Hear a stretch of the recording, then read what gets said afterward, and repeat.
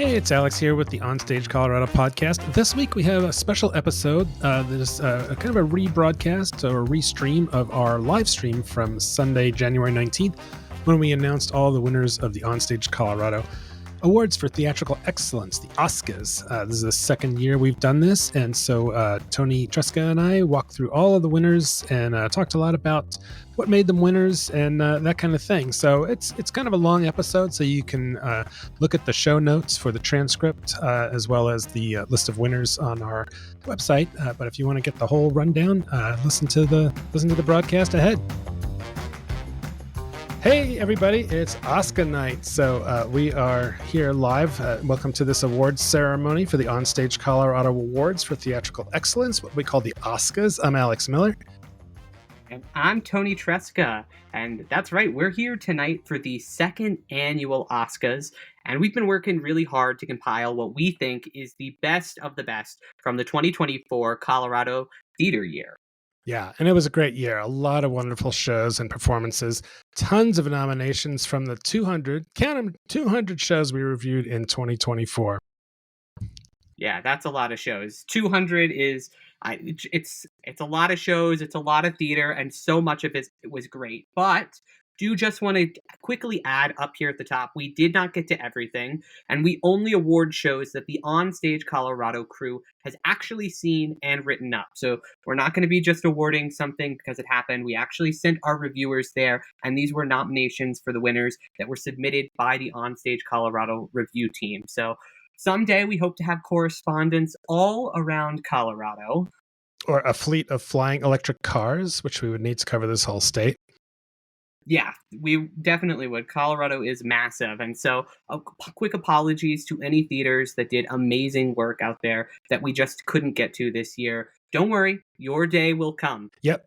So before we get into announcing the winners, just a quick note or two about how we do the OSCA selection. So based on the shows we've seen, we poll our review crew for feedback on what they thought were standout shows, performances, creative crew contributions, and all that. That's right. And so in addition to familiar categories recognizing top actors, directors, the set designers, costumes, and the likes, we also have a category called Above and Beyond, which is actually we're going to kick things off with in just a second. And this award is for anything that doesn't really fit neatly into any of the defined categories. Yeah, and which someday might become their own category as we get more dialed in. So, for instance, this year, intimacy and fight direction have enough entrants that this year we made it its own category. I always think it's interesting that intimacy and fight direction are often done by the same people, and so we put it in the same category. It's the sort of love and hate thing there between those two. Absolutely. And one other thing that we should note about the acting categories is that we don't use actor or actress. Everybody is considered equally. And speaking to that, we also don't have supporting actor awards. We believe that a great performance is a great performance. And so for our acting categories, we delineate by genre rather than by gender or supporting versus lead. Right. So our list of winners is quite a bit longer than your typical pick only the best and the rest must be satisfied with just being nominated kinds of awards. So we have 168 winners this year, and so that was us trying to skinny the list down somewhat. Yeah, but we really do believe that this is a strong representation of all of the great work that was on stage around Colorado last year. And even though this list is long, we put a lot into going through all the shows we saw and really calling out some of the best stuff we saw this year. Yep. So we'll have award certificates for all the winners, which will be sent to the theater company for distribution. So if for some reason you don't get yours within a week or so, just give us a shout at info@onstagecolorado.com and we'll get it to you. Cool.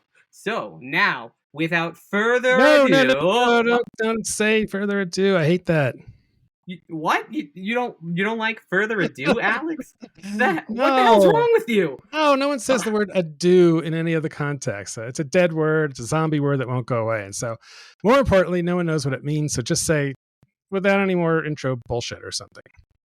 All right. Without any more intro bullshit, let's get started with the 2024 OnStage Colorado Awards, or the OSCAs. Our first category is Above and Beyond. Alex, you want to kick us off with our first two winners? Yeah, so the first one is goes to Noelia Antweiler, who actually I was just talking to last night at the after party for the Curious Theater production of A Case for the Existence of God. And I was telling her about the awards, kind of like hint, hint, and she was like, she didn't even know about them. So Noelia, you first for the use of in the production Arvada Center Theater production of Dracula, a feminist revenge fantasy. Really. Anoelia used her skills as she's also an aerialist, an acrobat, a trapeze artist, and scarf dancer, and she used that skill in a really, really cool way to incorporate that into it. And so that certainly didn't fit into any other category, so that's an above and beyond award. And then the next one goes to Mark Reagan at Boulder Ensemble Theater Company for his adaptation of Enemy of the People. So we were talking about this last week with John Moore, and he was just kind of going, sort of amazed that Mark pulled this out of a hat and took a 3-hour or so long script and really trimmed it down and made it really good, and it was really a well done show. So Mark Reagan gets another above and beyond. Absolutely. Next award goes to Buntport Theater Company for their production of Eyes Up, Mouth Agape and their exceptional integration of live video into the performance, and quite possibly the best musical number about poop I think ever written. I think I could possibly, I can commit to saying that on record. It needed to be seen to be believed, and so we just thought it went above and beyond. I wanted to recognize that here. Our next Above and Beyond award goes to Ellie Testa and the company behind The Future is Bright, a cabaret celebrating love, hope, and happiness for a better tomorrow.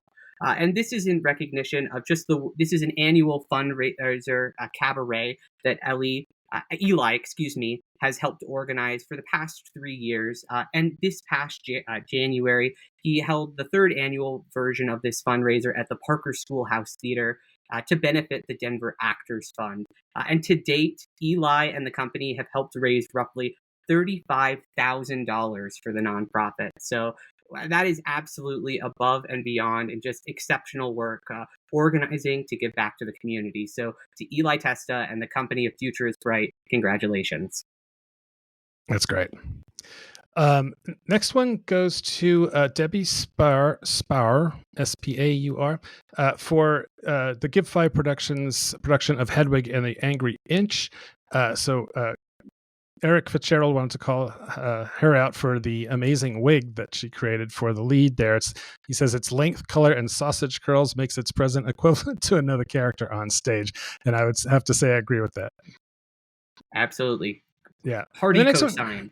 Yeah. And then the next one goes to Max Schulman. He's University of Colorado Springs, associated with theater works at the Ent Center there, and he took Shakespeare's Henry IV and Henry V and adapted them and smushed them into one much shorter play than would have been for the two of them there, and did a great job with it, according to our reviewer April Tuck down in the Springs. So congrats to Max. Next award goes to the Catamounts for their production of Impossible Things, specifically the Lara Mares, who was the stage manager for that production, and just did an absolutely fantastic job of coordinating the madness of that clockwork production in the park over in just outside Denver. It was a really intricate production and just took a lot of work to make sure that everything synced up. Audience members didn't arrive too early or too late to specific immersive scenes that were scattered around. So congratulations. Yeah, and then exactly. The next it was award, a big circle that if it didn't line up properly, you'd have the different audience groups bumping into each other. So it was quite a feat. So props to Lara. Totally. The next award goes to the Colorado Ballet for the production of Jekyll and Hyde. As Alice Caterlin shouted out in her review, this is a ballet production for the ages. She said that the dancing and acting were first rate and the overall production values were stunning. She calls it the best Colorado ballet show that she has ever seen. So congratulations to the Colorado Ballet and the production of Jekyll and Hyde. High praise. And yeah, we don't have a dance category yet, but we probably we may add one in the future. But right now, Alice has seen ballet all around the world for many decades and has written about it. So that was it's pretty amazing to hear her say that about the Colorado Ballet production there. So the next one goes to this is part of the Little Mermaid production at the Fine Arts Center at Colorado Springs, and it goes to Why Not Productions. And this is just WYNOT. And so many of the characters, like Sebastian the Crab and some of the other sea creatures were puppets that Why Not Productions created. So April Took, who reviewed the show, said it was really a lot of standouts, especially Sebastian the Crab. Really nice job there with the puppets. So you pretty much kind of, I don't know if all of them do that, but I imagine most of those productions have to use puppets of some kind, or at Boulder Dinner Theater years ago, they were actually the characters. They had costumes on. So I guess you can do it either way. But and the next one was a show that I saw from Miscreant Theater Collective at the Creepatorium, and this was the show was The Pillow Man, Martin McDonagh play, and they did it in this kind of warehouse space, and they had like all these elements. So the recipient of this is the entire production team of this of the production, because from the lighting to the tech to there was an original score, there was all kinds of cool sound effects. The space itself, Miscreant really outdid itself to create the perfect environment for this play. Next two awards are for the same production. It's for Theater Artibus based out of the Savoy's production of The Bluebird. This was based on one of the co-creators, Booba's real life story and about immigrating to the United States, and it's loosely inspired by a poem of the same name. And we just wanted to recognize two outstanding elements within this production. So first was for the Homo Spouses, for the original music that they created. It was really haunting stuff that they pulled for this, all original, and just there was not. It was largely a mime piece, and so there was really no words and so this music really became kind of a voice within the piece in a really powerful way. And Indeed, the second award for this production goes to Megan Frank for the video and projection design that happened throughout this production. As I mentioned, no words, but that didn't mean that there weren't incredibly striking visuals used throughout. In addition to the performer Booba's physical theater skills, Megan Frank's video design really just elevated this production. And Theater Artibus, as longtime listeners of the pod know, is one of our favorites for their consistently impressive physical theater work, and this was no exception. Yeah, and really unique types of performance that you won't really see anywhere else around Colorado that I can think of to compare to. So the next one goes to the Springs Ensemble Theater Company for the Thanksgiving play, and the recipient is Kate Hertz and Bryce Taylor Boynton. And so so this is also for and I didn't. So you want to explain a little bit why you gave this award? Absolutely. So in the script of the Thanksgiving play, which is kind of a satirical farce about these high-minded liberal theater people who are putting on a culturally sensitive Thanksgiving play.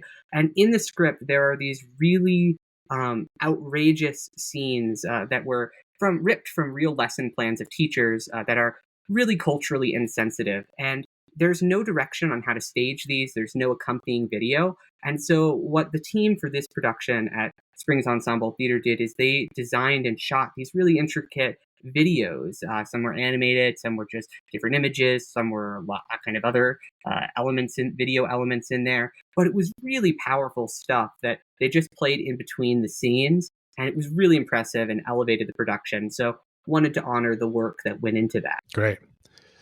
All right. Well, our next category is Best Actor in a Comedy. And the first one goes to Local Theater, whose production of 237 Virginia Avenue was one of our favorite plays of the year. I think it's fair to say. And we're given this award kind of in tandem to Lawrence Hecht and Jacob Dresch, who really, it was just the two of them on stage, and they played so well off each other. It was just a pair of fantastic performances in a really cool original play that I think we'll probably talk about a little in some of the other categories as well. Absolutely. The next two awards go to the same production, but are for two different actors. First and the production is Dracula: Feminist Revenge Fantasy, really, at the Arvada Center. The first award goes to Annie Barber. She played the lead, Mina, in this production, and she had a really fantastic transition from kind of a scaredy cat to a really badass vampire slayer who was able to hold her own against our other winner in this category for the production, and that is Jeffrey Kent as Dracula. So he was the big bad in this production. He was appropriately accented and hilariously maniacal and neurotic in really fun ways. And his presence was just really elevated this production. And he and Annie had fantastic chemistry and just played off of each other wonderfully. So wanted to recognize both of their performances in this category. Yeah. Jeffrey looked like he was having an enormous amount of fun playing Dracula. In that it was just like right up his alley, and he had all these fantastic costumes to help develop the character. So great job with there, and we'll be hearing more about that one as well, I think. So my next comedic actor performance goes to Edith Weiss for A Jukebox for the Algonquin at Miners Alley. So this was an original play by Paul Stroley that premiered here, and it's a great ensemble cast, but Edith really stood out. It's a show about like kind of folks in a senior home, and she just like really brought it. And I actually saw her last night as well at the Curious party, and I was telling her how much I enjoyed her performance. I didn't tell her that she won a prize or won an award, but she was happy to hear it. And the next one for actor in a comedy goes to Haley Johnson for her performance in Murder at the Orient Express at Vintage Theater. So Haley is someone we haven't seen on stage in a while because she was very busy running Benchmark Theater. And so sometimes, people get into running a theater, but they get into it because they love acting, and then they wind up not acting as much because they're so busy running the theater. So it was really cool to see her on stage, and I almost didn't realize it was her at first because, she was in this costume, but she was great. It was really a nice performance. Yeah, she was this over-the-top kind of rich person who was insanely demanding and got into fights with almost all of the other passengers, and just a really fun. It was a really fun supporting role, and great to see Haley on stage again. Next award goes to Braden Egg Tibet, that's EGTVEDT, for his performance in Run for Your Life at Sharkbox. So this, Alex, this was your nomination. You saw this performance. Do you want to share a little bit more about Braden's performance? Yeah, so Run for Your Life is a kind of it's an old farce that it was fun, but he really I said in my review that he flourished in the center of it all with a winking, wild-eyed performance that teetered just on the edge of being too much without going over, and it was close in places. But sometimes I was just like, whoa, I think he's going to pop a vein or something because he was so big. But he really for that kind of a show, it was appropriate, and he did a great job. Another show that up in kind of in the hills a little bit. This was at Evergreen Players. Was their production of Spirit Level, which is a comedy, like a Beetlejuice kind of story where a couple dies and they're trying to prevent. At first, they're trying to prevent anybody from moving into their place. And as part of this, Kathleen Davis, who's been acting up there for many moons, played this fantastic, just completely batty ghost sort of overseer of some sort, and she just brought a great comic performance there. Next award is for Betsy's at a Boulder's production of The Ballad of Paulo Aguilar for Laura Chavez as the titular Paulo Aguilar. And this was you saw this one, Alex. So could you share a little bit more about what made her performance so special? Yeah, she's like the character at the center of all the action, and she just is one of those roles where it's just like she's on stage the whole time, and she has to be really big, and really pulled it off nicely. And it was an interesting comedy about election electioneering, and she's hired as the sort of Latino person to figure out who these Latino voters are. So there was a lot of comedy around that, which definitely reflected our modern times here as a lot of political operatives are trying to figure out how to reach these different demographics. Awesome. Next award for actor in comedy goes to Anna Faye Hunter for her performance in The Making of a Great Moment at the Millabo Art Theater. So our reviewer, Judith Spears, wrote, "This is a lead role in a two-hander, and Springs theater veteran Anna Faye Hunter showed great range in her character's idealistic optimism and disappointed fury." So congratulations, Anna Faye Hunter, for your award here. Next up goes to Jeffrey Bigger as Frank in The School for Lies at the Boz Ballou Theater up in Fort Collins. This is the titular misanthrope in this production, as School of Lies is a contemporary adaptation of The Misanthrope. It's all in rhyming couplets. And Jeffrey Bigger, who was on stage pretty much the entire time, he was just really commanding, and you couldn't take your eyes off of him. His reactions, his eye rolls, his sighs, to frustration at all of the the performance that was going on around him was just excellent here. And it's an excellent comedic performance in a very good show that we'll be talking a little bit more about later in the awards. So the final award. It's a really clever David Ives. I was just gonna say it's a really clever David Ives play that, like, I can't think of another playwright who could have pulled this off. All these rhyming couplets, and he did a great job with it. And that was one that we made the trip up to Fort Collins to check it out, and it was a lot of fun. That's right. We went up together. We hung out a little bit before the show. It's great. Fort Collins is awesome. You'll be hearing more about Fort Collins throughout this awards. So the final award in this category for actor in a comedy goes to Matt Radcliffe as Jackson in the Thanksgiving play at Springs Ensemble Theater. So Jackson is kind of this unemployed but really enthusiastic theater performer who just really commits to this. He's dating the director, but is constantly getting in fights. He's not the best boyfriend in the world, one might say. And Matt just really embodied this character excellently with just perfect douchebaggery energy that just really sold this part. It was a pretty strong ensemble across the board, but Matt in particular as Jackson was absolutely hysterical in this production of the Thanksgiving play down in the Springs. Right. All right. Well, we're musing. Do we jump ahead? I think I got our order mixed up. We were supposed to do these a little later, right, Tony? We were, but I figured we'd just roll with the punches. Okay. Yeah, I know we're not doing the big suspense, best actors and all that. So we're just mixing around. It's almost kind of alphabetical. So we had there was a lot of musicals in Colorado last year, and so we have quite a few awards for actor in a musical, starting with Jessica Swanson, who from a Family Theater Company in their production of A Chorus Line, which I didn't get to, but everybody said was just a banger production. And our reviewer, Eric Fitzgerald, said that Jessica was outstanding as Zach's former love interest who's in desperate need of a job. Clad in a bright red dress, she pleads with Zach for a chance to be in his chorus. She convinces him with a showstopper musical number, The Music in the Mirror. And it was a choreographed number that was a highlight of the production. So that one goes to Jessica Swanson. And then the other one was one that we were both at Platte Valley.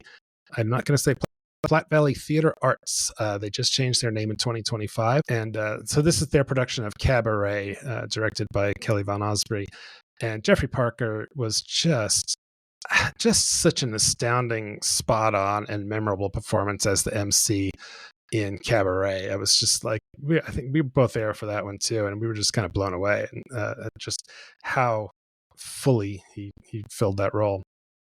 Yeah, such a physical performance, insanely vocally demanding. And Jeffrey, I'll give you this: your performance is so good that I will forgive you for dragging me up on stage to make you dance with you in Act 2.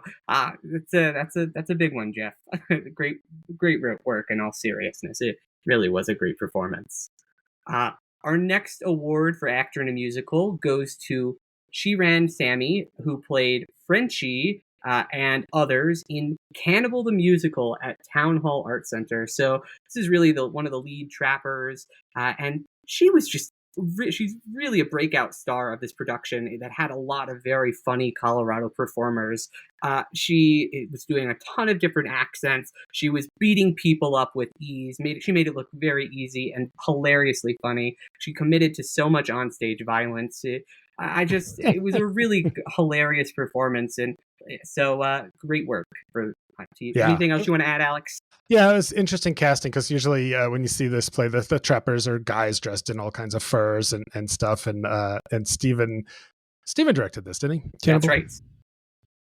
Yeah, Stephen Burge directed it, and his take was to just do it like, with these kind of, I don't know, sexy women doing the French trappers, and she was great. Yeah. Next award goes to Matthew Daly for his performance as Bobby in Crazy for You Up in Candlelight. So Crazy for You is a banger. It's a big spectacle musical, and Matthew Daly is kind of this outsider who has come into the town. He's come to buy this theater that's run down, and he goes on this insane transition through a whirlwind romance.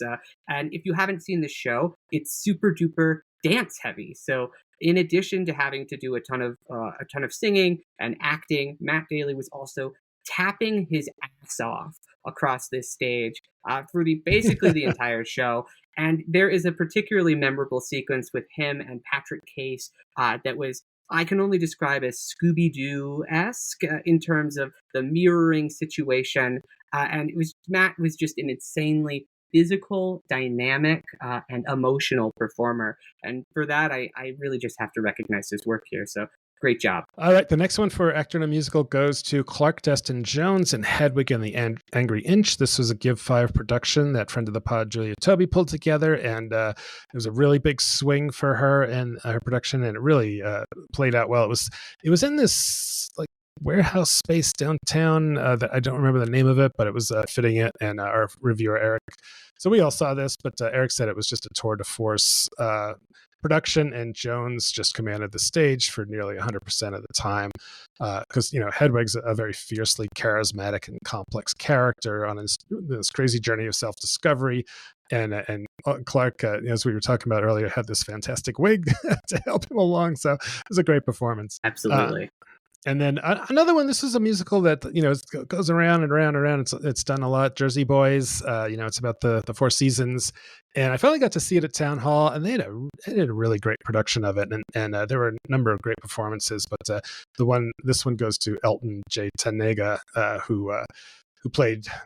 I can't remember which one he played. No, he was Tom. Tough guy and from New Jersey, and did a great job in that role, and really a great show. If you get a chance to see it sometime, I would check it out. Yeah.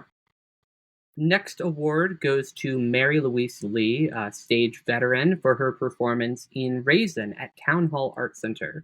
Our reviewer Eric Fitzgerald wrote that as Lena, Lee exemplifies the caring mother alongside that of a wise elder. She projects into the future by owning a home, albeit in a less than welcoming neighborhood, and vehemently opposes Walter Lee becoming involved with the liquor store. And in particular, Eric singled out her rendition of A Whole Lot of Sunshine as a breathless interlude. So congratulations, Mary, for your work in Raisin. Next up is for Alex Forbes, who played May in Reefer Madness, the musical at OpenStage Theater in Fort Collins. May is the gangster girlfriend in the show. It can be a thankless part, but not when you cast somebody like Alex Forbes in this role. She was just super physical, and in particular, what sold this were her reactions to everything that were going on. She was never stiff. She never went dead. She was always very engaged in it, and she has incredible pipes to back up that. It really a dynamic comedic performance. All right, that's one of those shows I just haven't gotten to. I want to see Reefer Madness someday. Definitely recommend. We'll be talking more about Reefer Madness a little bit later in the awards. So 2024 was a year of two big productions of School of Rock. One was at the Pace Center, Veritas production. That's right. And the other was I think they were both great productions. We kind of like the Miners Alley one a little better. It was also nice because Miners Alley is just a smaller space, so you could really see the action. And some of the same young musicians that played in the one at Parker were also in the one at Golden. So, but anyway, John Houser played the lead, Dewey Finn, made famous by Jack Black in the original film, and did just a great job of it. And he always does. And he's also at Miners Alley. He's sort of this indispensable, sort of jack of all trades. He also does I think he does sound and electrical and stuff like that. So, great job by John Houser. And then up in the hills at Stage Door Theater Company, they did a production of Sweeney Todd, and Cooper Kaminsky was the titular character. Say it. So Eric got up there and saw it and said it was. He said it was a tour de force as well. So a perfect blend of control and madness, bringing pathos and humor to such songs as "My Friends" and "A Little Priest" to Cooper Kaminsky up there in Evergreen. Oh no, Stage Door's in Conifer. I'm sorry.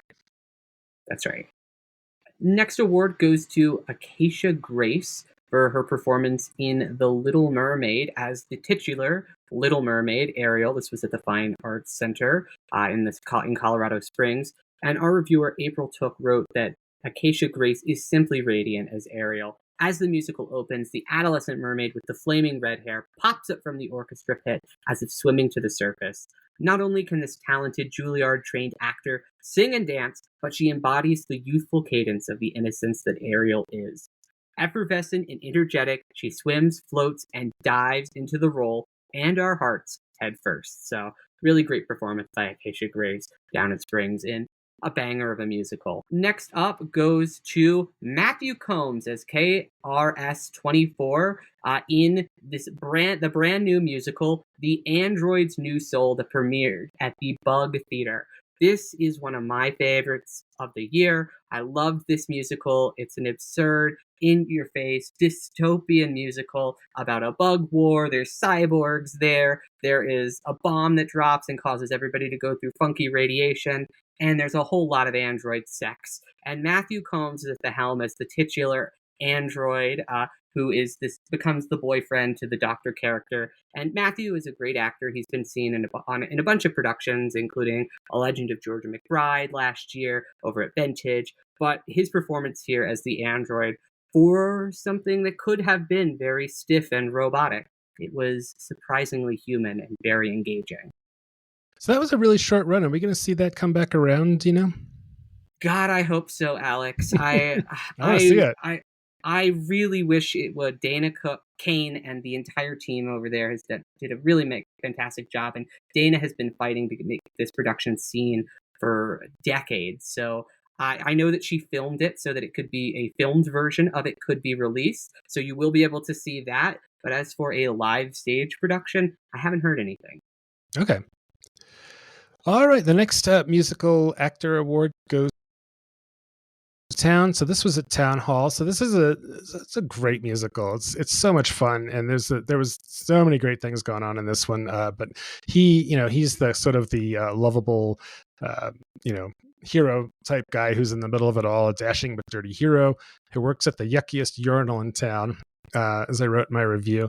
And so best actor in a musical for Town Hall's production. And then the next one is a name we're going to hear a lot. And actually, we were just touching on a show that she was also in. So she played Ursula, the evil sea witch in The Little Mermaid. And she was also in Urinetown. Yeah, she was in Urinetown, and she was fantastic in that. But we nominated her for her role in Waitress. So this is Ann Terza Schwartz, who is just had a huge year. She was also in Hedwig, so she was all one of his True West Awards for her in December.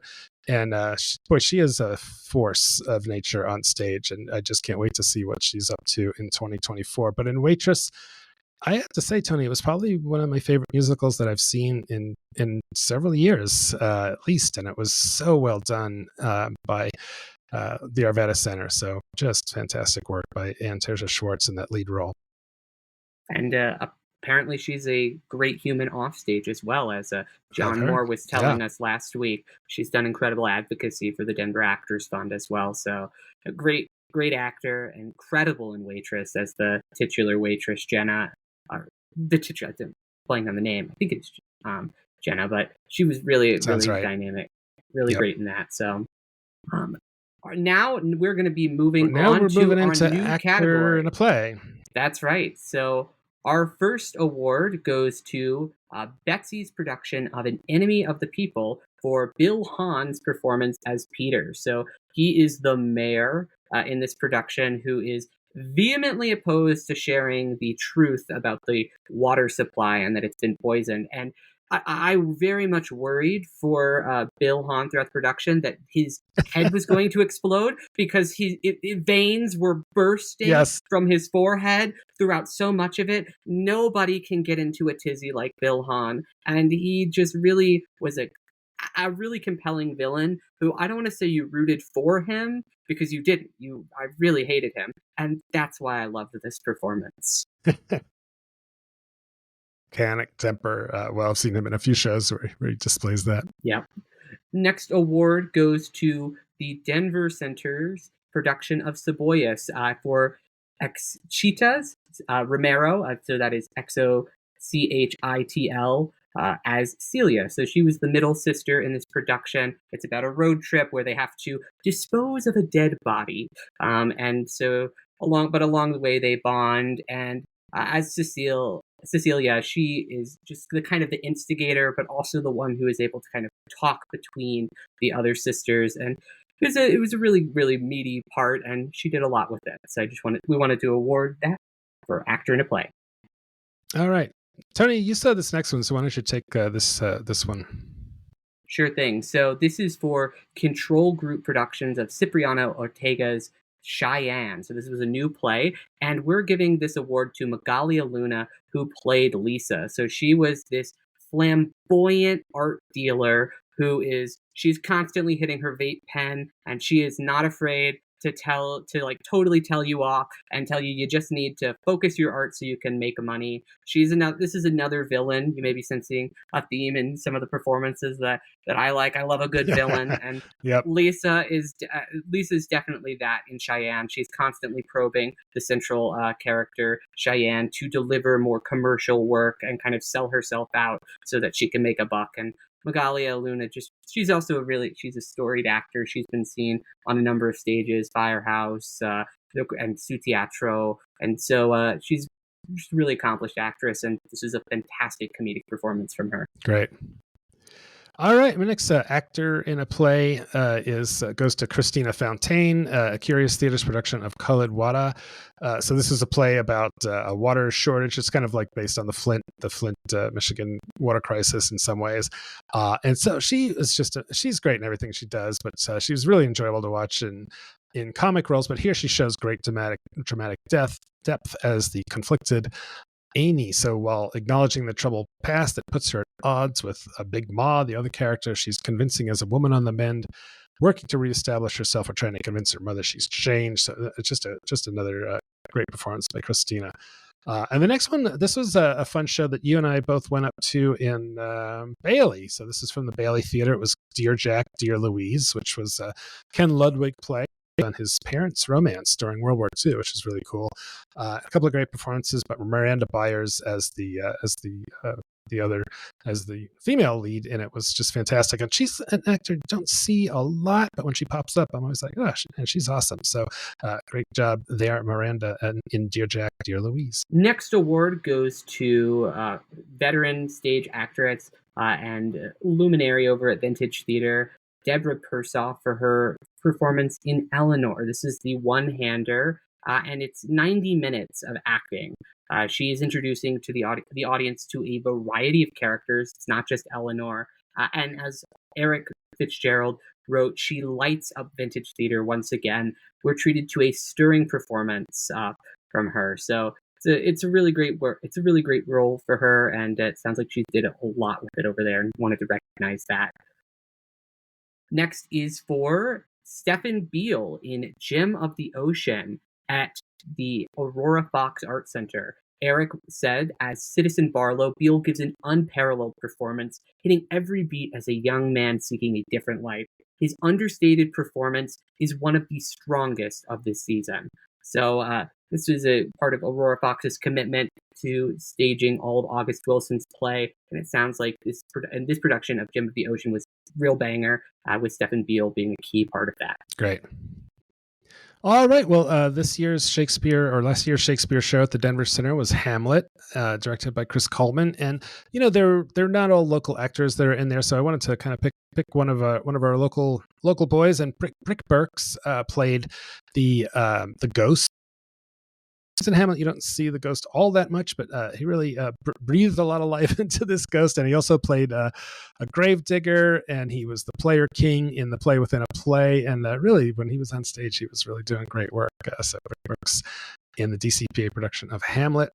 And then I think I have to say this is one of the most talked about performances of the year for Emma Messenger. So she played sort of the evil, another villain in Misery at Miners Alley Theater. So this, of course, is based on the Stephen King book and later film. And she was apparently, I didn't get to see this one, but Eric said that, she was just brilliant capturing Annie's emotional imbalance and called it one of the finest performances of the year.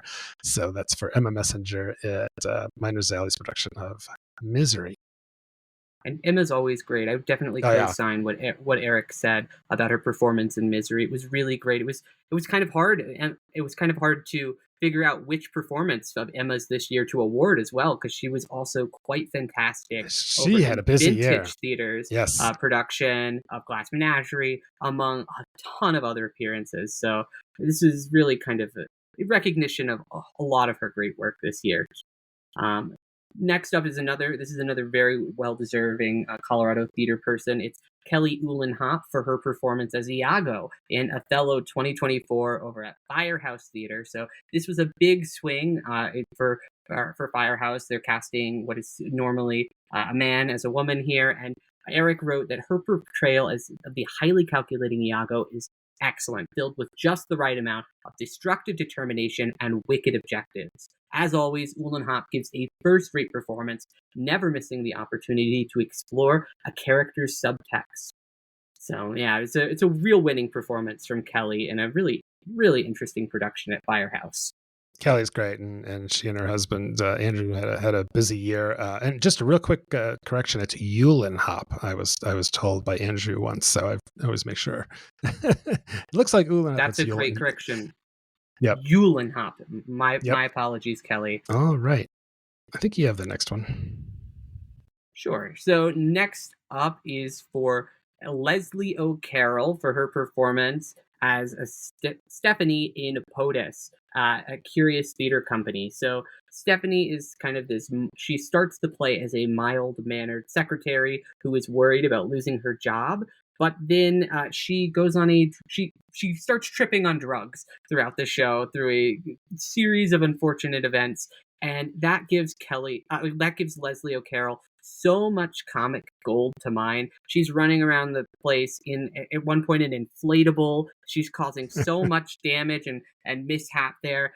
She was chewing so much scenery in this production in a really delicious way. Leslie always puts 100% into everything she does, and it was great to see her get an award here.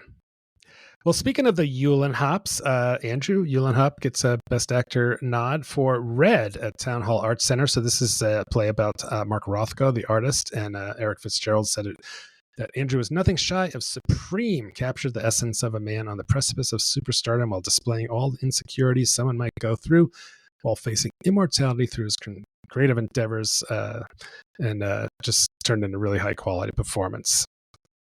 So congrats to Andrew there. And then another Best Actor nod goes to Carolyn Holding for the Denver Center Theater Company production of Rubicon. So this was a play about spies that she was the main character, and she was really the focus of every scene, and she just did a great job of I think she was shedding personalities and different I don't know. Was she's disguises? I can't remember. She was definitely a lot of That's costume right. changes, a lot of sex scenes, and just a really busy but compelling performance there. Yeah, absolutely. She was kind of lying to herself as well as others throughout the whole Yeah, production in ways that were really interesting and gave Carolyn a lot of really juicy material as an actor to explore, which she did. And for it's sure. next up is for a production we mentioned a little bit earlier in our Above and Beyond category, but this time we want to shout out the central actor at the helm in the center of The Bluebird by Theater Artivist, and that is Buba Bastavile. He really has. This is a really timeless piece that just describes the immigrant experience so succinctly. It's not always pretty, but it's really honest portrayal. It's insanely physical with him enacting just sequences that span massive amounts of time. There are a lot of them are really abstract. Some require him to embody different animals and things, but it was a really just powerful performance that you could not take your eyes off of the whole time. Anything you Yeah, want to add to that, Alex? I know you also yeah. saw that production. Oh yeah, yeah. Buba's an amazing artist, and he came from Georgia, and just brings like a really different kind of theater to Denver, and so we're so lucky to have him here. And he's just got all these skills as a mime and a performance artist, and just a real creative dynamo. Actually, and I was just talking with him over at Buntport on Friday night when I was seeing the opening night of Jane Eyre there, and I was just talking to him about of how impressed I always am with Theater Artivist's work, and he was sharing just they've got a new show coming up soon that they're working on, so I was very excited to hear that, and but great work for you, Buba, for the Bluebird this year. Really, really nice, or last year, really nice job. Another really great performance was Matthew Murray as Tom in The Glass Menagerie at Vintage Theater. So Tom is kind of the central narrator. He's the audience's viewpoint into this really dysfunctional family situation. He's a great actor. He's been seen across Colorado in a number of different roles. But as Tom, he's really really moody in appropriate ways, and you through his performance you learn that he's an unreliable narrator. He's not telling you, the audience, the full truth in a way that I found really challenging to watch as an audience member, but very, very rewarding as well.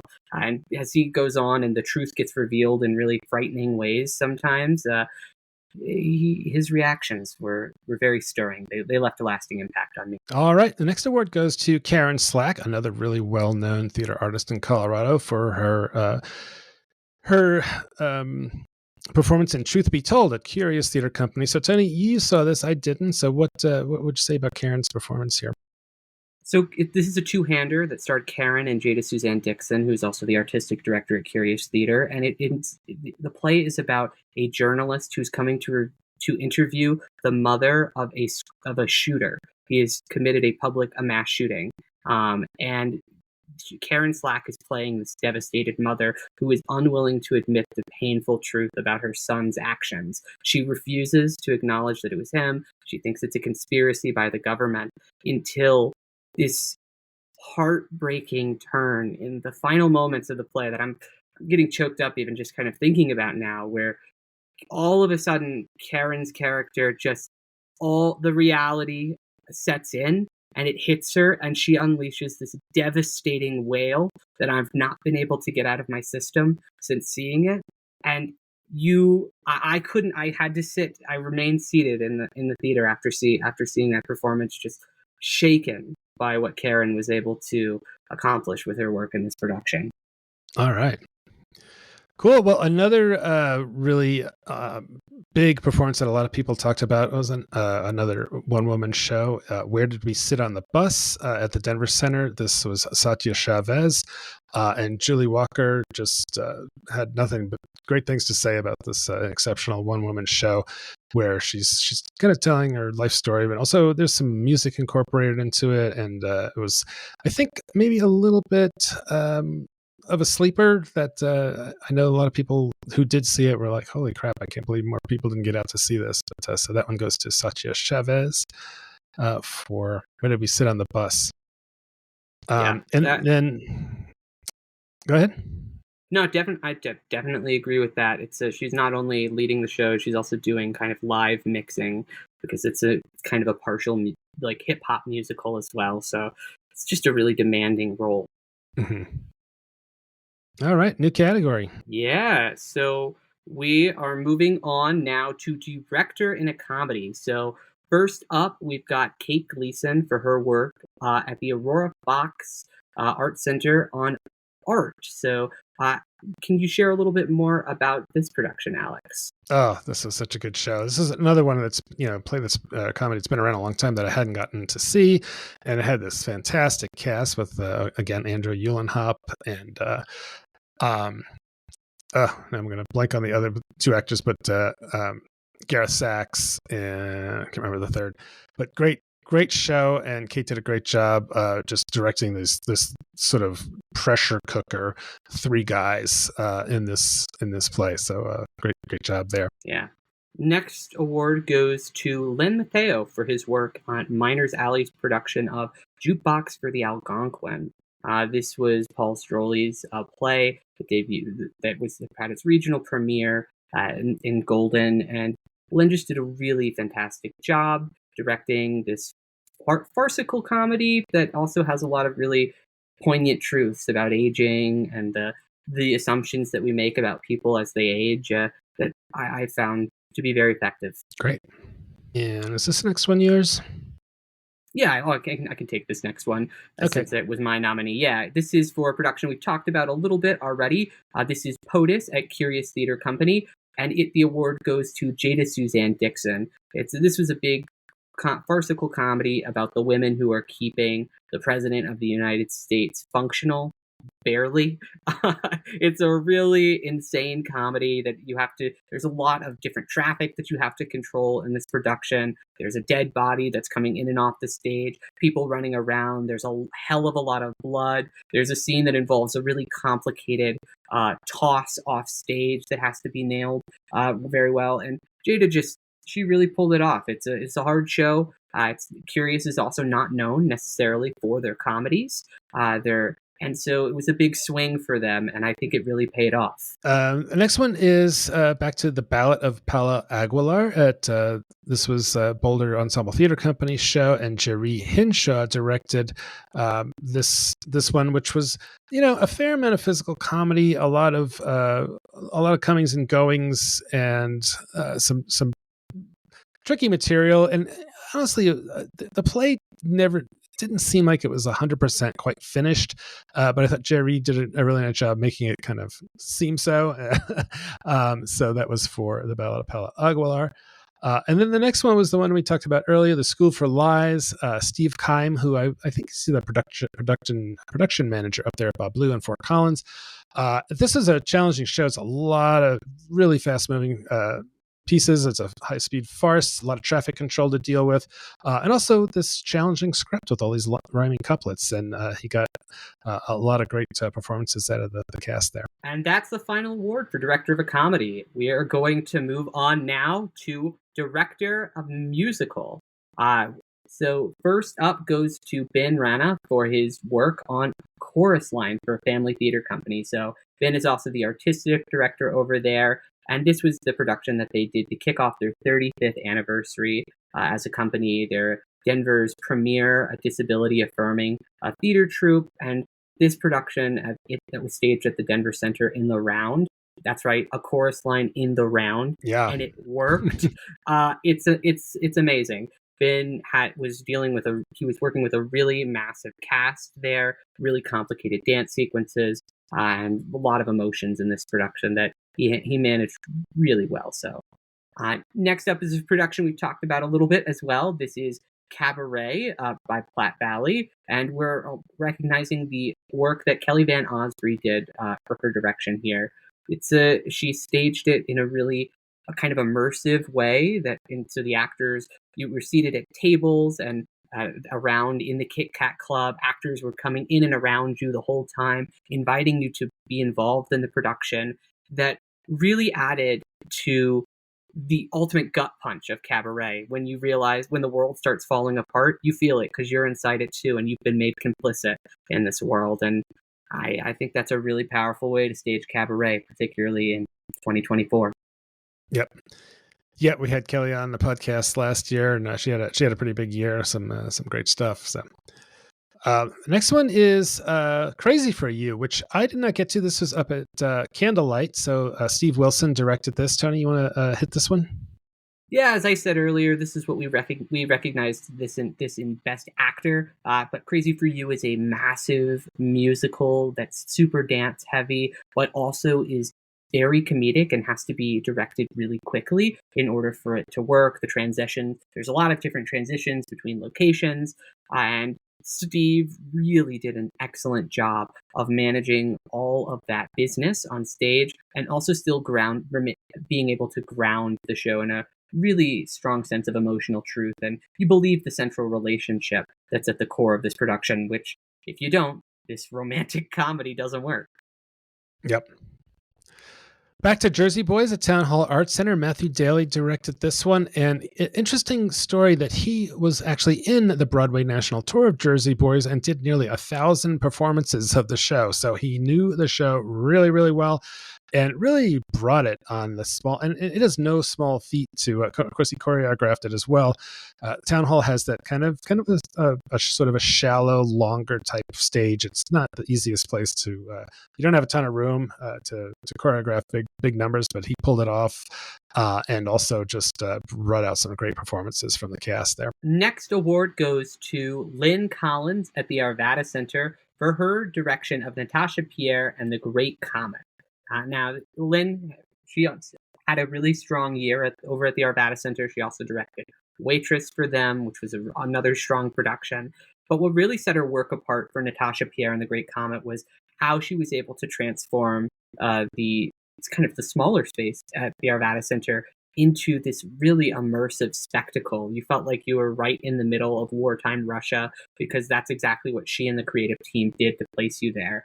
She kind of had to really do a lot of work to make this 70-page slice of War and Peace pop. It's not an easy show to understand or follow the story, but with her direction, you were really able to really follow the plot, and it ends on a really striking moment with the comet that I think really sold the whole show and tied it together. So that's why we're recognizing Lynn's work for direction here. The next award goes to Christopher Page Sanders for his direction of Raisin at Town Hall Art Center.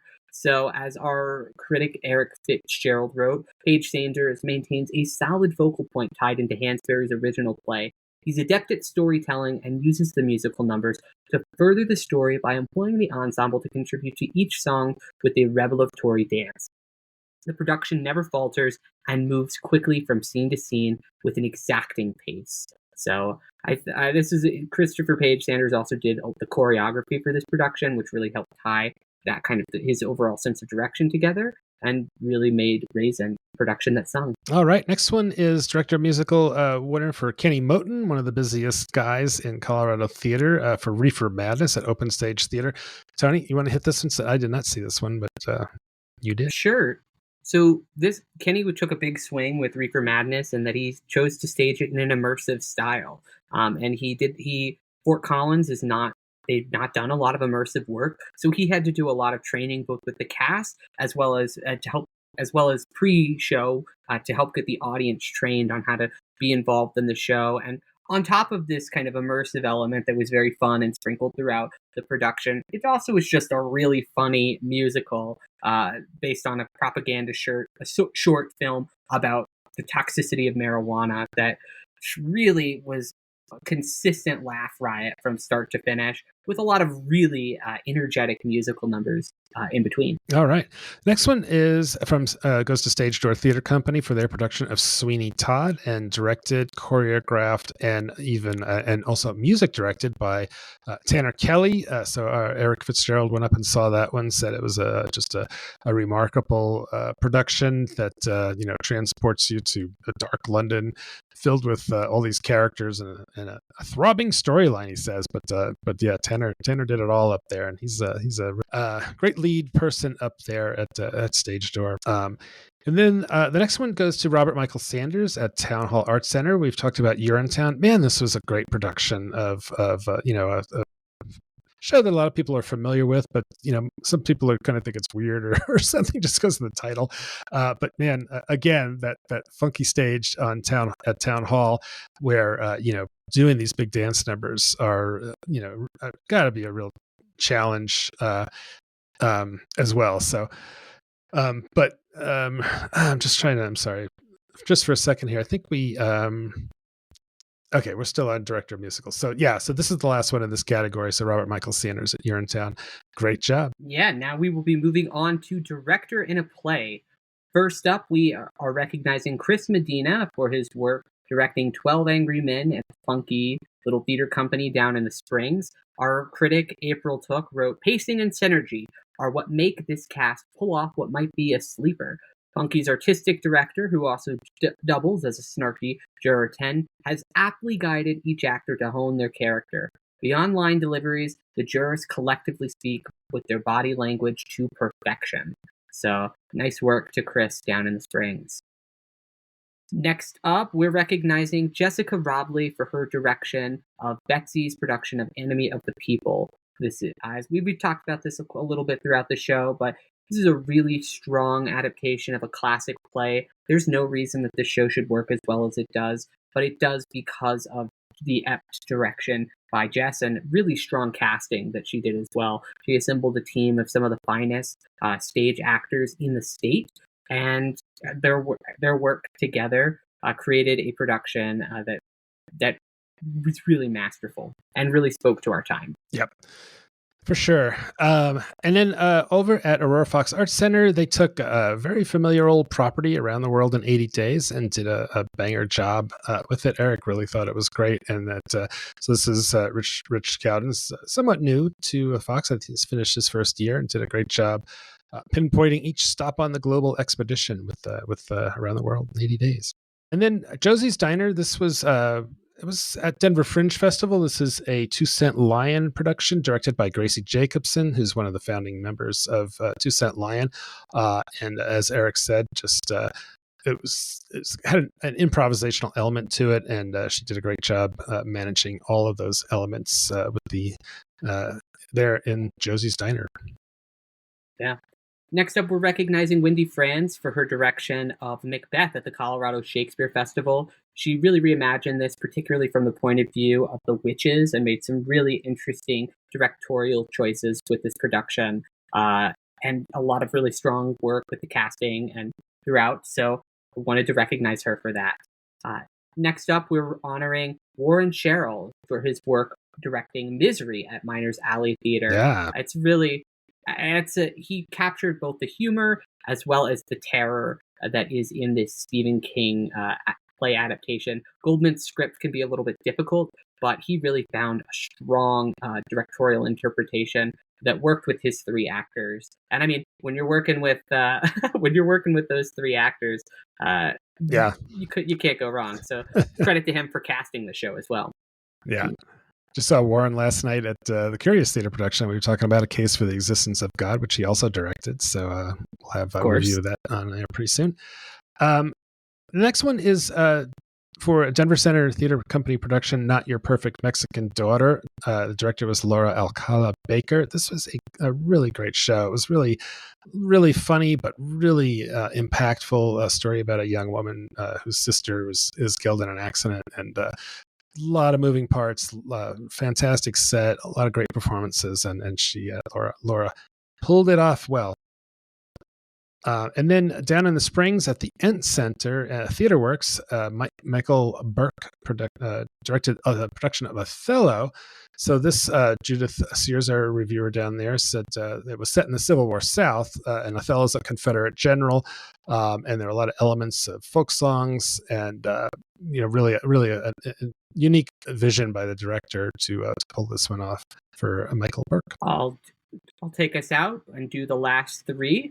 So we're honoring Chris Coleman at the Denver Center for his work of Rubicon. This was a really sharply directed spy thriller that It could have fallen on its face. The script is a little bit on the longer side. It's for only 4 people. You're like, how do you tell a story that spans decades in this fashion? Well, Chris really managed to work with the team to pull it off very well. So wanted to recognize his work there. Next up is Bernie Cardell over at Vintage Theater for his work directing The Glass Menagerie. This was actually Cardell's 150th production, and what a production it was. That's four-hander. He directed it with great reverence for Tennessee Williams' written words as well as the underlying symbolisms. Tennessee Williams is a really hard playwright to stage, so it takes a really strong director, and that's what Bernie Cardell is. And so, great job, Bernie. And the final award in this category goes to Sam Gregory for his work directing The Mousetrap over at Lone Tree Art Center. Sam really, it's a great play and great direction. He skillfully directed the production, focusing on attention to detail throughout. The play moves at a rapid clip, and Sam really just carefully drops the breadcrumbs for this mystery along the way in a really skillful way that even if you know the twist, which I did, you're still able to kind of go along for a really fun ride that is very rewarding. Great. All right. Well, into our next category is ensemble. So this is sometimes it really is just a great ensemble piece of actors. Sometimes we can't decide who to name in a particular one. And so we use this category as a catch-all because sometimes it's just that whole cast just works so well together. So the first one here that Tony, you called out was a chorus line from Family Theater Company, which I think we've talked about a couple of times, but great work there. And then Jukebox for the Algonquin at Miners Alley. This was just such a great team effort by the cast, portraying these residents at this senior home in Paul Stroley's play. One of the highlights of the year, I think.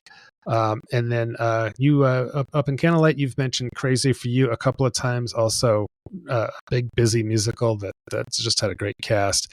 And we also talked about Dracula, a feminist revenge fantasy. So this was one of those ones, we called out Annie Barber and Jeffrey Kent, but really the whole group of people there that put that together were just really strong, including Noelia Antweiler and Jess. What's her last name? Who played Augustin? Yeah. Jessica Austin was great as well. Yeah. So, and then the last one I'll do is Eyes Up, Mouth Agape at Buntport. So this was their Buntport's. I called it in my review one of their funniest in a couple of years. All their stuff is funny, but this one was like really over the top. It was kind of disgusting in a lot of ways, and it was just a ridiculous story. And the Buntport only does ensemble work. It's always the four of them. In this case, they did have a fifth actor helping out as well. Yeah, it was a collaboration with Square Product Theater based out of Boulder, Emily K. Harrison. It was a great ensemble telling that story of a, pun intended, shitty situation. Yep. Next in the ensemble category is another production we've talked about a little bit already. It's the Catamounts production of Impossible Things. So this is an immersive piece that it's about a character who is graduating and is about to go into the rest of their life, but doesn't know what they're going to do, and so then is confronted by all these storybook characters come to life in this clockwork production that featured a ton of really impressive actors from across the state. And so wanted to shout out how well this piece worked cohesively, because it really was a team effort. You could not remove a single person from that show and still have it have the same impact. Next up is for another production we've talked about a little bit already. This is The Pillow Man by Miscreant Theater over at the Creepatorium, which, as you mentioned, Alex, just had a really great ensemble that worked in a really creepy play.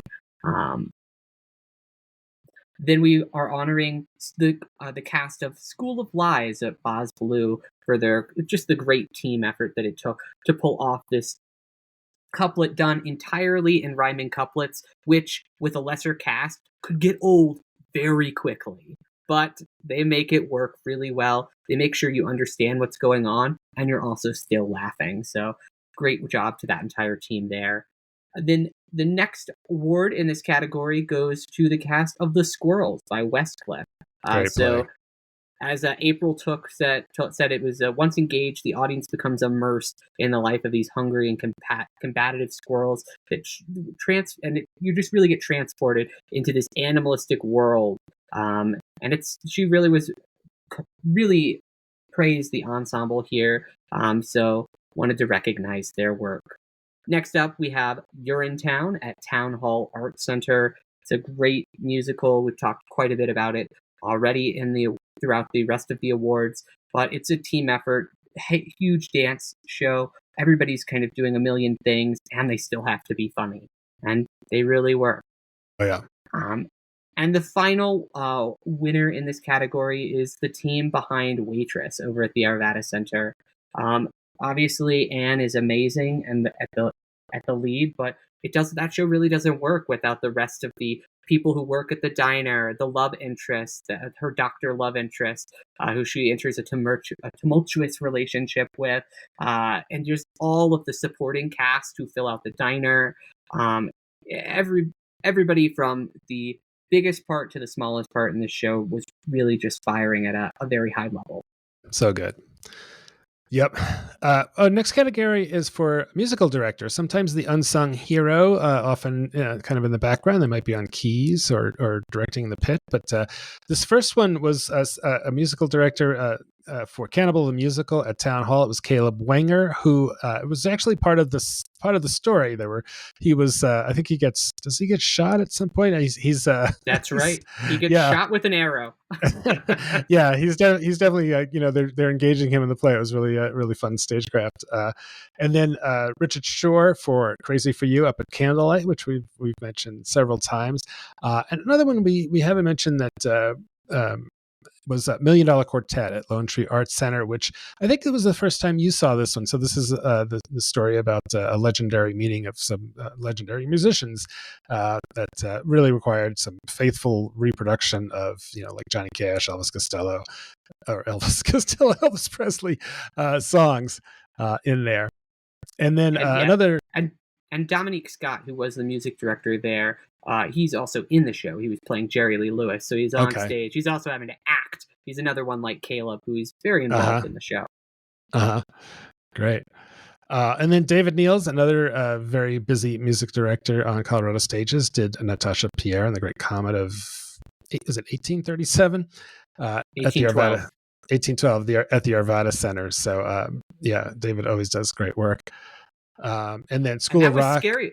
That was pretty scary for David too, because David he hates being on stage in the center of attention. And Lynn Collins, she put him right in the center of the stage. He had to engage and talk to the audience. But he really rose to the occasion there.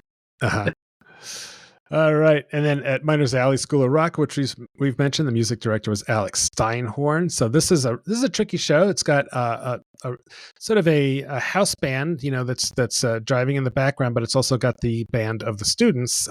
So you basically have two distinct sets of musicians that you've got to keep track of. So handled them well. Performance Now did the Music Man this year. Andrew Fisher was called out by Eric Fitzgerald for really bringing it in that production. And then The Secret Garden up at Candlelight. You saw this one, Katie. Tony. Katie Hughes was the music director, and we've talked about this a bunch. What was the music like in that show? It's really luscious. It's traditional in a lot of ways, but it's very full. It requires really skilled orchestral players, and Katie at the helm was able to assemble that team and directed them to perfection. I mean, the score for Secret Garden has stuck around for so many years for a reason. It's pretty iconic, and Katie just really did a great job with it. All right. You want to do the last two in this category? Sure. So if you've been listening so far, you're going to recognize the names of these next two winners. It's Urinetown at Town Hall Art Center, the music director, Dan Graber, who did a really nice job coordinating a bunch of different musical styles. Urinetown is a satirical send-up of musical theater, and so there's everything from like your traditional patter song to the big hero to the big I Want song, and he really was able to transition between all these different musical genres very well. Great job. The final winner in this category is Susan Drash, who is for her work in Waitress over at the Arvada Center. Susan she's worked on a number of Broadway productions and touring shows. So she's a real professional and she knows what she's doing. And Waitress it's a very demanding score, but she really knocked it out of the park. All right. One of my favorite categories, original play or musical, and this was a great year for original work here in Colorado. Starting off with 237 Virginia Avenue, local theater, played by Matt Myers, which was how do you even describe it? It's set at different points. They all take place at this one address, and starting out like in the frontier days, and moving up, decades through the Civil War, and just funny, but also really intense and creative play. So great job by Matt Myers, and I hope that gets some runs elsewhere. And then another one we've talked about a number of times was Cheyenne by Cipriana Ortega, that you really liked quite a bit. So I think it was a piece that he was working on for a number of years that he really finally got to the stage. That's right. Yeah, it's about the kind of the things that artists have to do, the compromises that they have to make in order to get their art seen, and the kind of the tension between commercial pressures versus artistic pressures. It really worked well. Next winner in this category for original play or musical goes to Buntport for their production of Eyes Up, Mouth Agape. It was, as we've said already, it was one of their funniest in years. It's about the Dave Matthews Band releasing a bunch of shit through a bridge that hit a ferry. It really shouldn't work. True story. Yes. Yeah, it's a true story. That's true. And it shouldn't work, and yet somehow it does ever so delightfully. Yep. And we'll talk about the fantastic costumes in that in a little bit. Mm-hmm. We also wanted to recognize Josie's Diner by 2 Cent Lion. It was an immersive comedy that really just was the brainchild of playwright and company founder Kevin Douglas, and just really worked. It's set in this queer coffee establishment, and it's about these just interpersonal relationships that arise from that. You got coffee and some pastries in it too, so it's a fun, warm time. Yep. Another one we've talked about, Jukebox for the Algonquin by Paul Stroley. So Paul is associated with the Purple Rose Theater, Jeff Daniels Theater in Chicago, and came to town and also appeared in the play. Really touching story, but also quite funny about this group of seniors, and really strong piece. And I think he's going to have some great success getting it staged in other theaters as well. So Dana Kane for The Android's New Soul, that we've talked about a couple of times, as well as The Bluebird from Buba Bashiri at Theater Artibus. So all kinds of great new works in Colorado this year, and those are our winners. Yeah. Now we're going to move on to best plays. So these are just plays that were really excellent, and we wanted to recognize those. So first up is Enemy of the People by Betsy. This was the Mark Reagan adaptation of the classic play about the water crisis that Mark was able to show still had a lot of contemporary resonance, and through his adaptation and Jess's direction and a lot of performances really just made this play work very well. Really great. Another one that we thought was a really excellent production was Around the World in 80 Days at the Aurora Fox. We've talked about this a little bit. Rich Cowden was the director. It's a very fast-paced show that is based on the Jules Verne novel. Very fun, family-friendly, and kind of setting the Aurora Fox back on a really strong path. So really strong work to that whole team there. And next up was for Misery over at Miners Alley Theater, which we've talked about as well. Stephen King adaptation that is very hard to work on the stage, particularly because everybody knows that 1990 movie so well. But Warren Sherrill and the team over at Miners Alley did a bang-up job with the show. And then over at the Denver Center, Not Your Perfect Mexican Daughter, we just, both of us, you and I know, were very impressed with how well this worked on the stage. It's based off of a book, and it's kind of this heartbreaking journey of this girl who's just struggling to be accepted by her family and by the white people around her relationships that she goes through. And it was a really affecting piece. Really enjoyed that one. Othello 2024 at Firehouse, which we've talked about a couple of times. Firehouse is on fire these days. They've been rolling out a lot of really strong stuff in the last couple of years, and this was definitely a highlight of their season. Also, Springs Ensemble Theater Company with Proof, Best Play nod there. And they are kind of all over the map. Sometimes they do some pretty off the wall stuff. Proof was, I think, a little bit more mainstream, but did a great job with it, according to our reviewer April. And then we talked about Red at Town Hall. So Eric Fitzgerald said it was just a big testament to Matthew Kepler's direction, allowing the script to speak for itself through penetrating dialogue and well-defined intentions without being heavy-handed. And that's and then we got Glass Menagerie, which we've talked about a couple of times, which Eric also really, really, really loved, and of course had the great performances by Emma Messenger and some others. So now we can talk about Best Comedy. What do we have here, Tony? So we have got art over at Aurora Fox Art Center, which is a three-hander we've talked about quite a bit already. Very fun. Another play kind of about the pressures of the artistic world. So great. It's a place some people don't really like, but I know that this production really, really did work. We're also honoring Four Old Broads by Funky Little Theater Company. April Took said that the comic timing and diverse personalities showcased in this amusing mystery set in the Southern retirement home was excellent. There's boisterous chatter, feisty clashes in a fast-paced, fun comedy. So really great work there. And then another production we've mentioned already, but this is POTUS by Curious Theater Company. Super fun, super fast, all female, and it was a real nice palate cleanser ahead of the election, even if things maybe didn't go the way people wanted it to. Yep.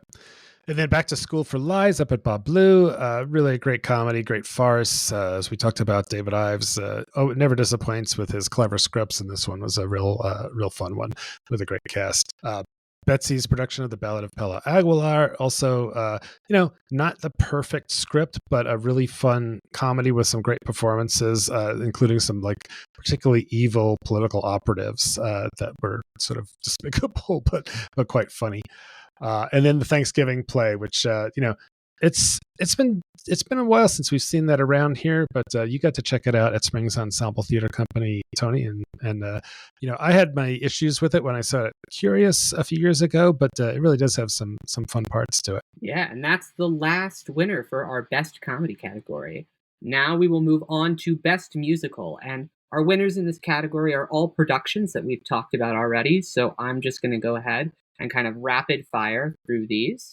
So our winners in the category for Best Musical are A Chorus Line by Family Theater Company, Cabaret by Platte Valley, Crazy for You by Candlelight, Natasha Pierre and the Great Comet of 1812 by the Arvada Center, Reefer Madness by OpenStage Theater, The School of Rock by Miners Alley Theater Company, Urinetown by Town Hall Art Center, and Waitress by the Arvada Center. So really a great year for musicals. You took the words right out of my mouth, Alec. I was just about to say it was a very strong year for musicals. There are so many other musicals that we got left on the cutting room floor, but these are really what we think are some of the cream of the crop, and really showcase some of the exciting musical work done by Colorado. Yeah. Speaking of musicals, our next category is choreography. So again, Family Theater Company, A Chorus Line. Recipients are Ashley Coffey and Letitia. Whoops, I'm sorry here. I'm just trying to see what. Letitia Westerman. Oh, I'm sorry. Just my screen is messing up here, so I can't see them all. So anyway, but that was for A Chorus Line. Cabaret, so Kelly Von Osbury, who directed, also choreographed this for Platte Valley Theater Arts. Up in at Candlelight in Johnstown, Crazy for You, choreographed by Shauna Walker. Parker Arts did a production of Legally Blonde, choreographed by Piper Lindsay Arpan, and done by Sasquatch Productions, which we haven't talked about that one a lot, Tony, but you saw it, right? I did, and it was a very solid production of Legally Blonde. And in particular, I thought that Piper's choreography really was insanely complicated and challenging, but the local team of performers really executed it at a very high level. All right. And the last one for this category of choreography is Ronnie Stark, who choreographed Urinetown at Town Hall Arts Center. Again, I can't stress enough how challenging it must be to stage big musicals on that postage stamp size stage. And that was really, those really were some really big numbers in there for that show. So cool. Another fun category coming up. Tony, what's this one? We're doing costumes. Yeah. So first off, we're starting off with Cabaret at Platte Valley. Nicole Harrison for her work there. It's a big production, she kind of outdid herself with a bunch of sexy costuming that are versatile enough that they can be that the characters and the Kit Kat Club can play a variety of characters in the show. Her stuff, particularly, I thought all of her stuff with Sally Bowles and the MC were really strong, so wanted to recognize her work in that category. Next up, we've got Confederates, done by Curious Theater, Nicole Watts. She did a lot of convertible costumes, so this play was set across 2 different time periods, and so almost all of the actors had to play at least 2 roles, and so all of the costumes had to be converted and often on stage in view of the audience. So you couldn't hide any of the material, and Nicole did a really good job. Then our next winner is Claire Hinkle for her work on Dracula over at the Arvada Center. Great stuff, just all around. Particularly just want to shout out Jeffrey Kent's outfit as Dracula that had a really gentlemanly, flamboyant vamp quality as well, and then kind of contrasting with some of the other work that she did in this production, the straitjacket that she designed for Renfield, all of the really cool heroine costume that Annie Barber got to don as Nina. It was really just strong work by Claire. Yeah, I think if I had to pick one top winner for costumes, it would have been Claire. That those were just boffo. They were so good. Another strong competitor, though, would also be our next winner in this category, which is the Ensemble of Buntport for their work on Eyes Up, Mouth Agape, and the absolutely hysterical costumes that they designed. So all of the people were playing humanized versions of the items involved in the boating accident. So there was a boat, there was a tour bus, and there was the bridge itself, there was this tower that was moving. Sears Tower, yeah. And then Aaron Rollman was playing the documentarian, who looked appropriately kind of NPR-y in nature. Yeah, they really went all in on these costumes, and of course, compared to the budget for the Arvada Center, Buntport had a lot less to work with, and they came out with these really great outfits. Yeah. Next up, we're recognizing Megan Anderson Doyle for her Viking costumes that she was able to create in Hamlet at the Denver Center. This is a really cool reimagining done by Chris Coleman there to set it in the Viking times. And Megan really had a field day designing all these costumes with different furs and pelts and helmets and swords and different accessories and things like that. Horns. I would be remiss if I didn't mention the horns. Yeah. Alex. So just really cool, strong work from Megan in a kind of cool take on Hamlet. And then we got Sarah M. Stark for her work on Natasha Pierre at the Arvada Center. A lot of different costumes she had to design here that had to look kind of appropriately Russian in nature, and she did a really cool job with that. Next winner here is Terry Gerard for School of Lies at Boz Blue. And this was you and I saw this together, really colorful costumes that were very appropriately kind of character-y. So you immediately recognized who all of these kind of people were from those costumes. Yeah, they were really fun costumes, and also had just the crazy ass wigs to go along with them as well. And they were all like pastel colors and just really fun. Yeah. Next winner in this category are the costumes the costume team behind The Little Mermaid at the Fine Arts Center. Just a bunch of different effervescent costumes over there that allowed the characters to move really seamlessly, which is really important in that musical show that like we mentioned, they created a whole bunch of cool kind of complex puppets, but also blend of regular costumes as well. So wanted to recognize the strong work there. And then the final winner in this category is Cole Emerine for his work over at Vintage Theater's production of The Legend of Georgia McBride.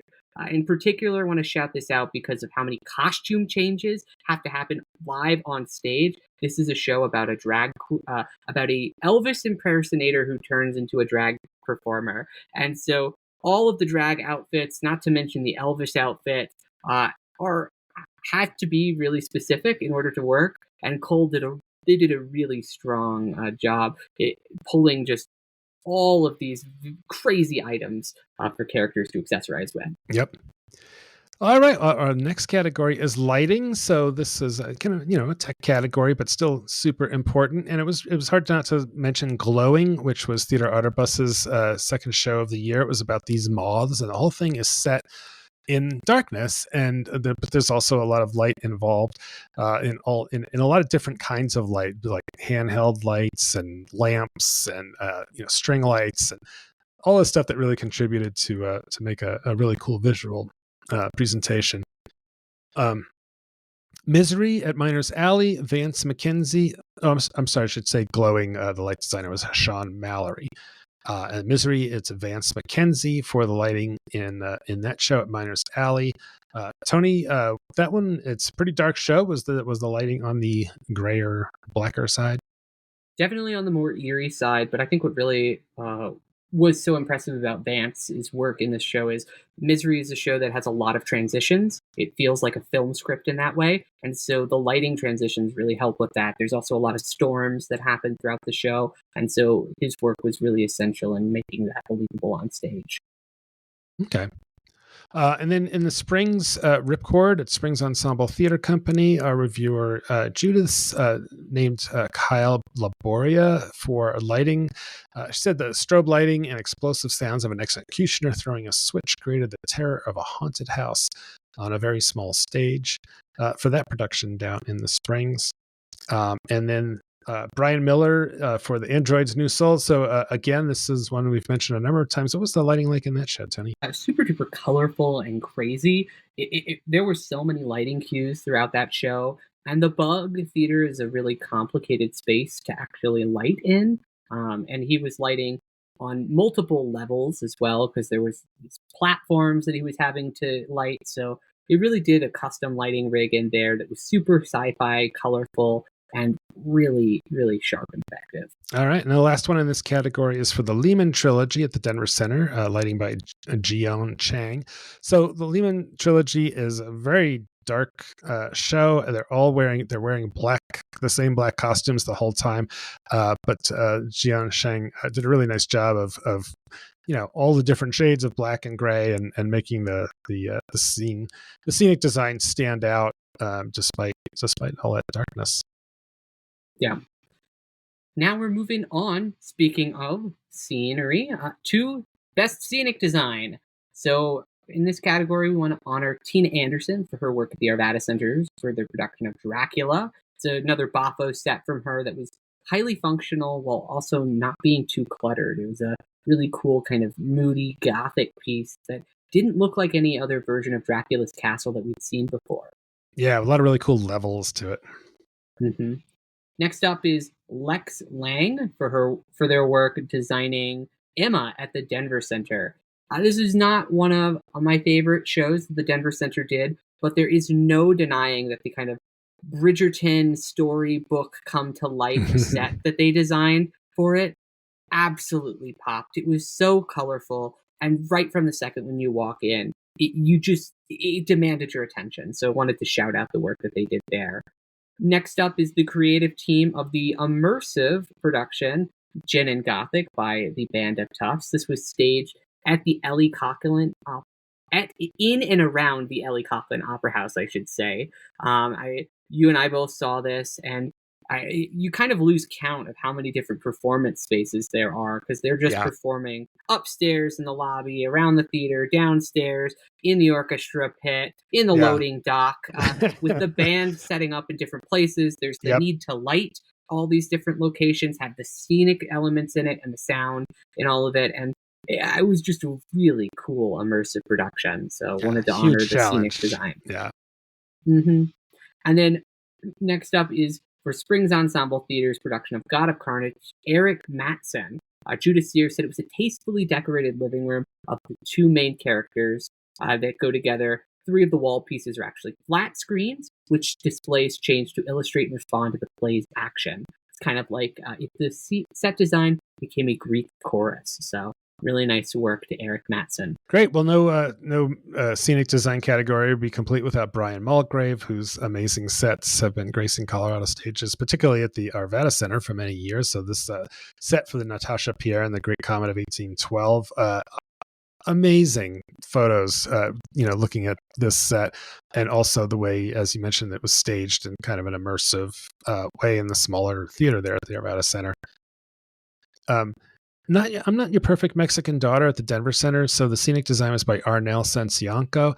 This set was so interesting. Like there was several levels of it. There was a whole rack of shit like hanging over the whole thing, and it would come down at points. There was a really interesting depiction of the deceased daughter by like just having her dress in this like sort of almost like a phone booth, like a transparent like case.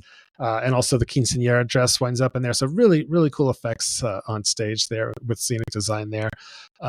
Don Fuller for Vintage Theater's production of The Glass Menagerie. So you saw this one. What was that set like, Tony? Yeah, so it was super surrealist. Murals covered the back wall with exaggerated Picasso-like paintings that really evoke a strong response from you when you look at them because you can't quite tell what's going on. And every single inch of the playing space was used appropriately without feeling constrained in that kind of tinier of the 3 vintage spaces. But it worked really well. And then finally, wanted to recognize Roger Hanna for the work on Waiting for Godot at Boz Blue. This is one I saw, and Roger used this technique called the infinity mirror, which is when you position 2 different mirrors facing each other to kind of create that infinite effect. And with a show like Waiting for Godot, which is all about the space in between, that waitingness of it, this kind of larger framing device of the infinity mirror design, coupled with really kind of striking set pieces that filled out the rest of the set, where they're just waiting throughout the whole show. Really, really strong work. Great. All right. Now we're moving into sound design. So we're getting towards the end here. Max Silverman for Acts of Faith at Local Theater Company. You saw this one, Tony. What kind of the sound elements in that show? So this is a travel around the world show. A lot of it's set in Africa, and so a lot of different water sounds. It's very spiritual. So there's interplays between heaven powers and demons, and so he had to kind of create what those different worlds sound like. And I thought Max just did a really strong job, kind of taking this production that I had seen before, but really elevating it through the use of his sound effects and design throughout the show. Another one goes to Jason Ducat for the Arvada Center's production of Dracula, a feminist revenge fantasy. So this was, sometimes sound designers get, sometimes you just like, okay, we don't need to sound every second, but Jason really did do that, and it really worked. It was just because it's such a creepy story, and there's just always something interesting going on sound wise in that show, and did a great job building on, of course, the amazing set that went along with it. So and then at Springs Ensemble Theater Company, again for Ripcord, Kyle Laboria is Judith Sears called out this one. I don't have information about specifics there, but that one goes to Kyle Laboria for Ripcord. And then finally in sound design, Alex Billman for DCPA's production of Where Did We Sit on the Bus? Tony, you remember why you nominated this one for sound? Yes, because it is this production is a hip-hop musical that requires live mixing, audio mixing, and vocal looping on stage throughout the entire production, in addition to a shit ton of other sound effects that are going on throughout this world, because you're kind of in the mind of this character. It's like the memory palace, and you're just being transported around via sound effects. So if we didn't nominate Alex Billman for their work on Where Did We Sit on the Bus, what are we even doing in the sound category, frankly, is my opinion. Yeah, that sounds like it's quite a challenge.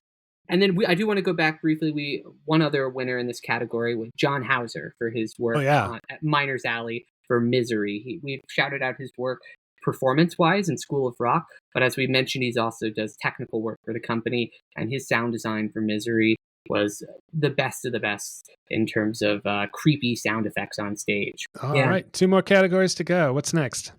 Next, we're doing immersive. So first up is Gin and Gothic by Band of Toughs. This is the immersive production about the Brontes that was staged at the Ellie.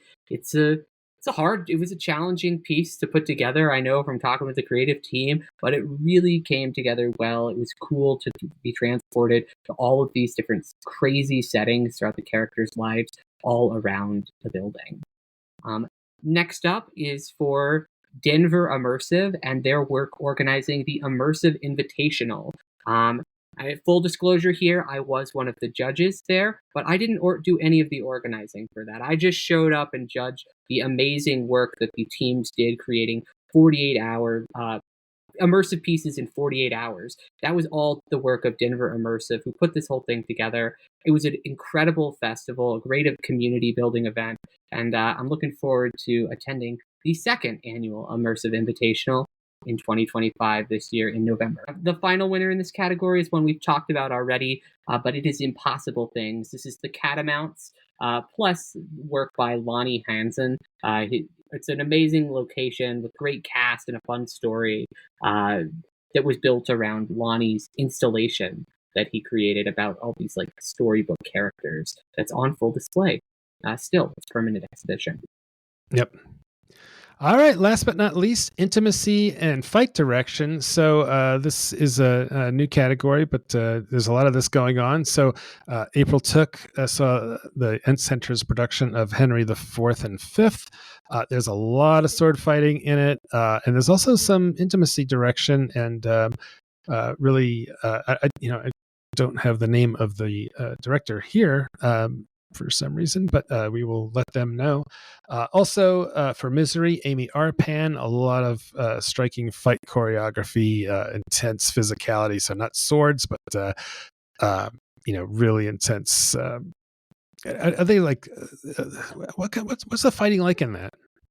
There's a hammer that gets used on a kneecap very effectively. Oh. There's a lot of hand-to-hand kind of struggles that are in there. And I would also say the intimacy direction in here was because she also helped with that, and it was very effective in that kind of central relationship between Annie and Paul. It's appropriately too intimate, or I should say inappropriately too intimate, because she's his nurse but also kind of wants to be his lover, and so in addition to the strong fight work, the intimacy direction was very good too.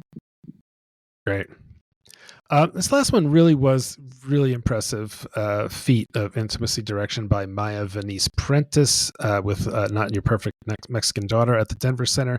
And I'll just read you the bit that I wrote in my review. I said, in one of the most touching and inventive sex scenes I've seen on stage, Maya Venice Prentice guides the couple through first-time awkwardness to create a moment that's as sweet as it is funny. So these are teenagers, so it's really, really touchy. So they do it fully clothed, but they go through the motions that only sort of replicate the act while entirely convincing us that that's what's happening. It's a neat example of how to convincingly depict intercourse without necessarily showing it. So really, really nice work there by Maya Venice Prentice. So that is it. That is those are all our awards. I know we had a lot of them, and we've gone on for a while, but we certainly could have done more, but we just can't get to everything. I'm sorry. I think about some of the theaters we didn't get to this year, like Thunder River up in the hills, and all the way down Durango to Merritt Players, and we just can't get to all of them. But we're doing our best. So that is a big congrats to all the winners. Yeah, and we will have all of them posted online in just a bit, and we will have this recording up as our podcast on Monday or Tuesday. So from all of us here at OnStage Colorado, we want to wish a big congratulations to all of the winners, and we hope you have a great night. Yep, and for all those theater artists out there gearing up for the new year, break legs all around. We can't wait to see everything you've got in store for 2025. Hey, well, thanks for listening to this rundown of the 2024 OSCA winners. I just wanted to take another minute and thank Toni Tresca for being my podcast partner and helping go through all of these nominations. Also, a big shout out to Eric Fitzgerald, who did 50 of our 200 reviews this year and did a lot of work compiling his nominations and adding thoughtful comments. I'd also like to recognize the rest of the OnStage Colorado review crew who, along with me, Tony, and Eric, include April Took and Judith Sears in Colorado Springs, Leela Einhorn and Carrie Redmond in Fort Collins, Karen Mason in Summit County, and in the Denver-Boulder area, Susan Harper, Julie Walker, Alice Caterlin, Kevin Douglas, Tammy Matthews, and Jamisha Lenhoff. Also, finally, a big shout out to Lane Ware and Golden, who is a huge help compiling the OnStage Colorado calendar on a rolling basis. Thanks for listening, and see you at the theater.